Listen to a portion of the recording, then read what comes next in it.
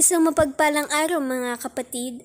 Ating pungtunghayan ang part 6 ng aking kwento na pinamagatang Don't Forget Me. Pero kung bago ka pa lamang sa aking YouTube channel, ay pakilike po ng aking video. Pakiclick din ang subscribe button, ganun din ang bell icon para lagi kayong updated sa mga parating ko pang uploads.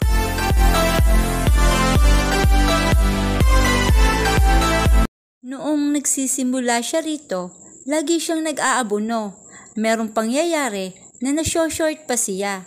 Mas marami siyang nasa-serve na beer at pulutan kaysa nalilista siya sa hawak na papel. Libo pa naman ang halaga ng nainom at napulutan nun. Talagang napapaiyak siya pag ganon. Parang ibig na niyang sumuko. Pero ngayon ay wise na siya. Mahigit 500 piso ang naiuwi niyang pera sa tip. Gabi-gabi, pera ang sweldo niyang 1,200 weekly. Pero pag inaalat naman, mahigit 200 piso lang ang naiuwi niyang tip. At kung minsan, nakakatagpo pa siya ng bastos na customer at nanghihipo pa. Pagka-serve ni Patricia sa pulutan, ay dumating pa ang customer sa kabilang table. Siya rin ang lumapit sa bagong dating. Kaya ng gabing iyon, bali 4 na table ang sineserbisyuhan niya. Saktong 2:00 ng madaling araw na magsara ang bar. Nagpapalit ng bihisan si Patricia sa loob ng isang kwarto na nagsisilbing dressing room nila kasama ang iba pang waitress. Maigsi ang palda nilang suot at fitting ang blouse. Kung uuwi silang lahat na ganito ang itsura at alangan pang oras ay baka mapahamak sila sa daan. Kaya nga ibinabao na lang nila ang uniform sa bar bago pumasok. Kupasing maong pants at maluong na kamiseta ang isinuot niya. Inalis na rin niya ang makeup sa mukha. Heto nga pala ang bayad ko sa lipstick, Patricia. Kinuha niya ang perang inaabot sa kanya ng kaibigan. Salamat. Ang tiyaga talaga nitong si Patricia, no? Bukod sa pag-waitress dito ay tinitindahan pa tayo ng tusino, longganisa at cosmetics. Sabi nga ng isa pa nilang kasama sa bar. Hindi lang iyon, nagmomodelo pa siya ng fine arts student. Siyempre, kailangang magmasipag. Baka hindi ka pa niyan yumaman ha? Ngiti lang ang isinukli niya sa kasama. Yung tungkol nga pala sa pagmomodelo mo, Patricia. Wala ka na ba ulit tawag doon sa mga estudyante na nagpapapaint sa'yo? Wala na nga eh. Meron nung nakaraan, pero parang loko-loko yata yung nag-text sa akin. Ang gusto ay mag-post ako ng naka-nude. Ay, ang saya nun! Tili ng isa pa nilang kasama sa bar. Magkano daw? 10,000 ang alok, pero parang nagbibiro lang. Kung ako sa'yo, ay papayag na ako ng naka-nude. Nakaangat ang kilay na sambit sa kanya ng kaibigan. Ayoko nga no, nakakahiya. May asawa't anak na ako. Ano, bukod naman sa maganda at sexy, ay wala kang stretch mark sa katawan. Gising pa si Jake nang dumating sa bahay si Patricia. Halatang hinihintay siya ng asawa. Bakit hindi ka pa natutulog, Jake? Kapag hindi ka pa dumarating, ay hindi ako mapakali. Hindi rin naman ako makatulog kaya hinintay na lang kita. Napabuntong hininga si Patricia bago siya humalik sa pisngi ng asawa. Halika na sa kwarto, matulog na tayo, sabi niya saka pumesto sa likod ng wheelchair upang itulak iyon. Hindi ka ba muna kakain? Kumain ako sa bar. Alaman mo naman, kapag nagugutom ako'y sumasaglit ako ron sa kusina para kumain. Pumasok sila sa kwarto at inalalayan ni Patricia na makahiga si Jake. Matapos niya magpalit ng bihisan ay tumabi na rin siya sa asawa. Pagod na pagod siya sa pagtatrabaho kaya agad na siyang pumikit. Alam kong pagod ka na sa paghahanap buhay, mahal. Kaya nga, hiyang-hiya ako sa'yo. Sa halip na ako ang magtaguyod sa pamilyang ito, ay naging pabigat pa ako sa inyo ng Tia Lita. Biglang napadilat ang mata ni Patricia at tumingin kay Jake. Anong sinasabi mo? Gusto ko nang gumaling at makalakad ulit, Patricia. Gusto ko nang tuparin sa iyo ang magagandang buhay na ipinangako ko. Malungkot ang ngiting gumuhit sa mga labi ni Patricia bago niya dinampian ng halik sa labi ang asawa. Huwag kang masyadong mag-isip ng kung ano-ano. Makakaraos din tayo. Hindi naman ako nagrereklamo, di ba? Pero hanggang kailan ka magtitiis? Hanggang kailan mo pagtsatsagaan ang isang asawang tulad ko na imbalido, walang silbi at pabigat? Malungkot na wika ni Jake sa kanya. Jake, hindi ganito ang buhay na gusto ko para sa iyo at sa anak natin, Patricia. Ganon din kina Tia Lita. Alam ko, Jake, pero sinubok tayo ng langit. Hindi ako pwedeng sumuko kahit na anong mangyari dahil sanay ako sa hirap. Ang mahalaga sa akin ay magkasama pa rin tayo. Napansin ni Patricia na umaliwalas ang mukha ni Jake sa sinabi niya. Maswerte ako dahil ikaw ang babaeng pinakasalan ko. Ako rin naman, di ba? Totoo yung sinabi niya. Maswerte talaga siya kay Jake noon pa man. Hindi dahil sa mayaman ito nang makilala niya, kundi dahil mahal na mahal siya ng lalaki. Ipinaglaban siya nito hanggang sa huli sapagkat alam niyang tutol ang mama ni Jake sa kanya. Pinakasalan pa rin siya ni Jake kahit na nagbanta ang mama nito na itatakwil ito bilang isang anak at walang mamanahin kahit na isang kusing. Nang maaksidente si Jake, nung 1-year-old pa lang ang anak nilang si Miguel, sinubukan ding humukin ng mama nito na bawiin ang anak at isama pa nito ang apo. Doon daw sa malaking bahay ay maaalagaan ang mag-ama ni Patricia ng husto. Subalit, tumanggi si Jake. Kahit na imbalido na ito, ay pinatunayan pa rin ng lalaki na hindi nito kayang iwan si Patricia. Hinalikan siya sa labi ni Jake. Nakatulog silang magkayakap ng gabing iyon. Tulad ng mga nagdaang gabi sa buhay nila sa kabila ng maraming pagsubok na dumarating sa kanila. Binalot ng pangamba ang dibdib ni Patricia nang malamang may sakit ang 4 na taong gulang anak. May dengue si Miguel. Habang nakatingin si Patricia sa anak na nakahiga sa hospital bed, parang lambot na lambot siya. Bakit hindi na lang ako ang nagkasakit? Bakit ang anak ko pa? Wika ni Patricia sa sarili. Mabuti na nga lang at pagkaraan ng ilang araw ay ligtas sa panganib ang kanyang anak. Mabuti na raw at nadala agad ito sa ospital. Ang problema na nga lang ni Patricia ay pambayad sa ospital. Nay, kailangan ko na ho ng perang pambili ng project. Tumigil ka nga, Ariel. Agad na pinutol ni Aling Lita ang sinasabi ng anak. Hindi mo ba nakikita na may sakit ang pamangkin mo? Sumasabay ka pa? Nay, kailangan ho namin iyon. Hindi ka ba nakakaintindi, Ariel?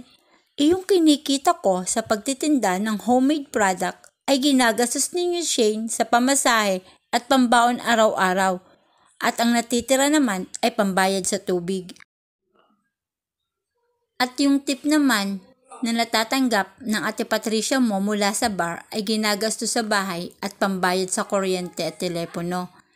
Yung sweldo naman niya tuwing linggo ay pambili ng gamot ng Kuya Jake mo. Ang sumosobra doon ay iniipon niya para pang tuition ninyo ni Shane. Pero ngayong nasa ospital pa si Miguel, sa tingin mo, may maibibigay ba kaming pera sa iyo para sa sinasabi mong project? Litaniya ni Aling Nita sa anak. Dinig na dinig ni Patricia iyon dahil katabi lang naman niya ang tiyahin at ang pinsang si Ariel. Iyong kinikita niya naman sa pagtitinda ng cosmetic ay nagagamit niya sa pamasahe pagpasok sa araw-araw. Talagang kapos na kapos sila. Saan kamay ng Diyos ko kukunin ng pambayad dito sa hospital? Nag-iisip ng malalim si Patricia nang makatanggap siya ng text message sa kanyang cellphone. Are you willing to post for me? Napakunot ang noo ni Patricia nang matanggap ang mensaheng iyon. Ang alam niya, ito din ang numero ng telepono na kumukuha sa kanyang modelo sa isang painting. Kaya lang, ay hubad na larawan ang gustong ipinta. Sinagot niya ng oo ang text message. Kaya lang, sinabi niya ring hindi siya willing mag-post ng nude. I want to paint nude model. 10,000 pesos. Kailangan niya ng pera, pero paano na ang kanyang dignidad? Kaya tinanggihan niya ito. Nahihiya ka ba dahil may makakakita sa iyo ng nakahubad? Don't worry, baliwala iyon sa mga pintor na tulad ko, and my offer now is 15,000 pesos. Napapikit ng mariin si Patricia.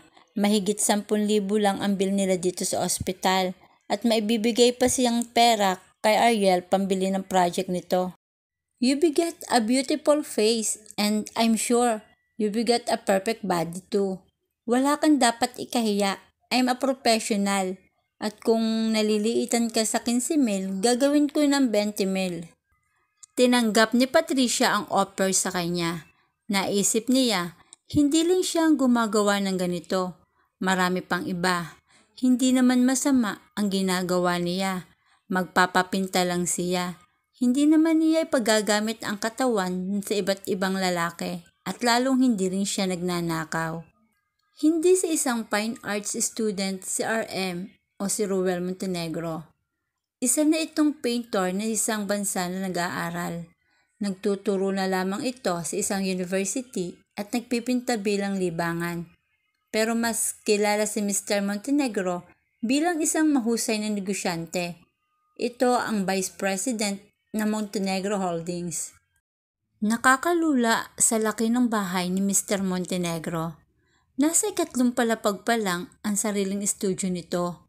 Ang buong 3rd floor na iyon ay ginawa nitong studio, kaya ang laki-laki rin nun.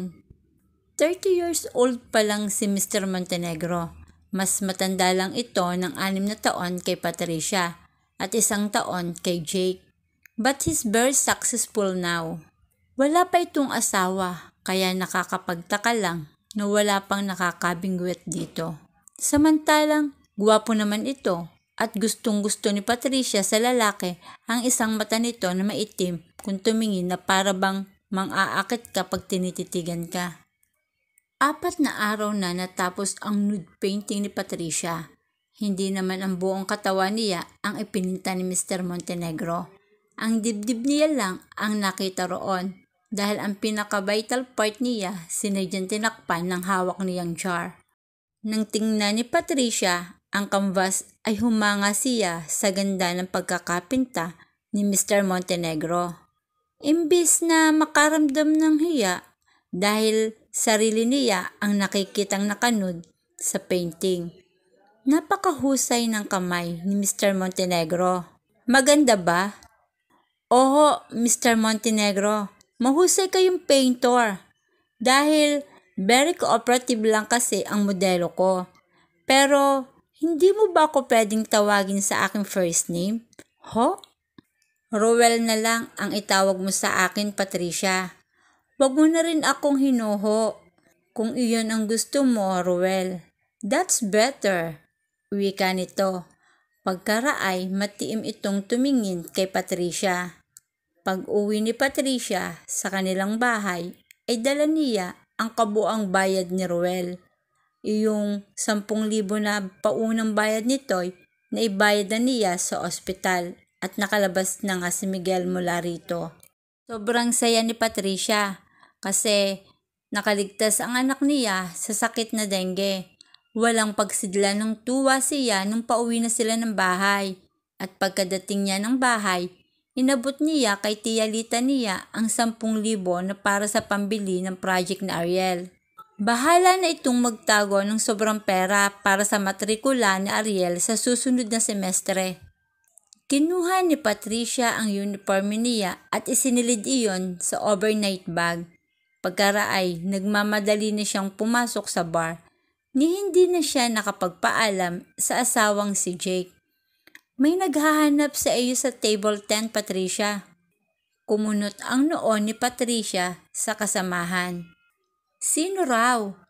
Ewan, ngayon ko lang nakita iyon dito sa bar. Pero gwapo ha? Nako Patricia, sino yon? Hindi ko nga alam teka't pupuntahan ko na. Hindi lang pagtataka ang rumehistro sa mukha ni Patricia pagkakita kay Ruel, kundi pagkagulat din. Hindi niya kasi natatandaan na binanggit niya sa lalaki kung saan siya nagtatrabaho. Isa pa, anong ginagawa nito sa ganitong lugar? Siguro, nagpupunta rin ito sa bar pero tiyak na mas class na bar at hindi dito. Ruel, kumusta? Ngumiti siya sa painter. Mabuti, ikaw? Hindi mabuti eh. Sa mahigit 1 buwan na nakalipas ay ikaw ang naiisip ko. Napawi ang ngiti sa mga labi ni Patricia. Bigla siyang kinabahan. Ha? May plot kasi akong naiisip na gusto kong ipinta. Biglang napawi ang kaba ni Patricia. Ang akala niya kasi kung ano na ang dahilan ng pag-iisip ni Ruel. Kukunin mo ba ulit akong model? Oo. Uminom ng 4 na bote ng beer at nakadalawang order ng pulutan si Ruel. Ang akala ni Patricia, umuwi na ang lalaki. Pero laking gulat niya. Nang pauwi na siya, ay nalaman niyang nag-aabang ito sa labas ng bar. Nang makita niya ito, napilitan si Patricia na lumapit sa painter. Bakit andito ka pa? Hinihintay talaga kita. Ha? Bakit mo naman ako hinihintay? Ihahatid kita sa inyo. Nagpaunlak siya kay Ruel. Pagsakay niya ng kotse nito, bigla ring naalaala ni Patricia nung dalaga pa siya at nagtatrabaho sa supermarket. Ay sinusundo siya ni Jake sa trabaho upang ihatid sa bahay nila. Ngayon ay parang nauulit na naman ang pangyayaring iyon. Pero hindi na dapat sapagkat may asawa na siya ngayon, kaya lang, yung relasyon naman nila ni Ruel ay bilang magkatrabaho lamang. Yung plot na gusto kong i-paint, gusto mo bang pag-usapan natin? Sige, ikaw ang bahala. Gusto ko sana isang maluang na lugar, yung maraming magaganda at malalagong halaman. May mga puno at marami ding bulaklak. Tapos, yung model ko ay tumatakbo sa damuhang masayang-masaya ang mukha. At hindi sana nakanud ha? Singit ni Patricia sa sinabi ni Ruel. No, umiiling na sagot ni Ruel sa kanya. Hindi ka nakanud dito. Nakasuot ka ng white sundress, nakayapak, may hawak na puting bandana na winawagayo mo sa hangin habang masayang-masaya kang tumatakbo sa damuhan. Iyong pakiramdam mo dapat ay parang sa isang ibon na matagal nang nakulong sa hawla at ang mga sandaling iyon ay nakawala upang malayang maikampay ulit ang mga pakpak kasabay ng hangin. Natigilan si Patricia sa narinig. Si Patricia kaya ang tinutukoy na ibon ni Ruel? Abangan po natin ito sa susunod kong kabanata. Thank you for watching. God bless!